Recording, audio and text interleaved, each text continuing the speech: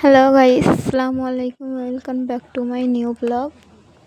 তো আমি আপনাদের জন্য খুবই সিম্পল একটা রেসিপি নিয়ে হাজির হলাম। তো আমার রেসিপিটি আলু দিয়ে মাছের ঝোল।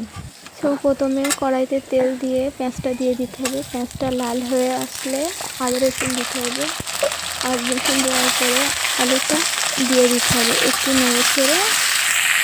তারপরে মশলা, নুন, হলুদ, গুঁড়ো মরিচ দিয়ে একটু নেড়ে চেড়ে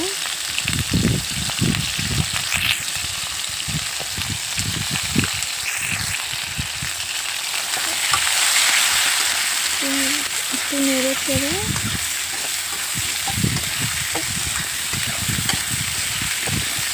জিরে মরিচ বাটা দিয়ে দিতে হবে।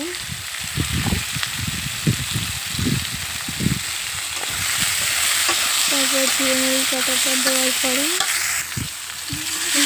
একটু কষিয়ে জল দিয়ে দিতে হবে। জলটা দেওয়ার পরে ঢাকনা দিয়ে ঢেকে দিতে হবে।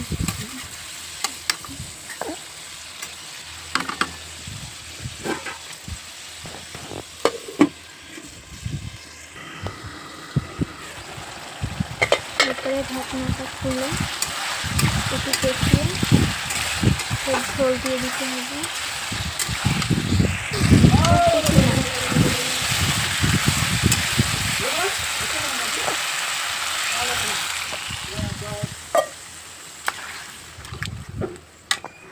তারপর ঢাকনাটা দিয়ে দিতে হবে। ওই ফুটে উঠলে মাছ দিয়ে দিতে হবে।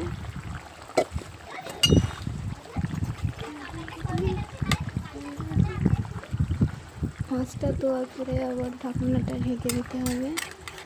তারপর একটু পরে আবার খুলে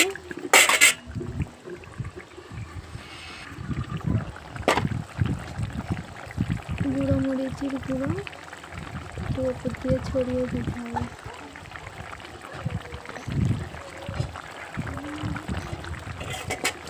একটু ঝোল আঁটো আঁটো হয়ে আসলে নামিয়ে নিতে হবে। আমার ভিডিওটি ভালো লাগলে সাবস্ক্রাইব করে দিন আমার চ্যানেলটি, ও ভালো লাগলে লাইক কমেন্ট শেয়ার করে দিন সবাইকে দেখার জন্য। আজকের মতো এই অবধি, টাটা।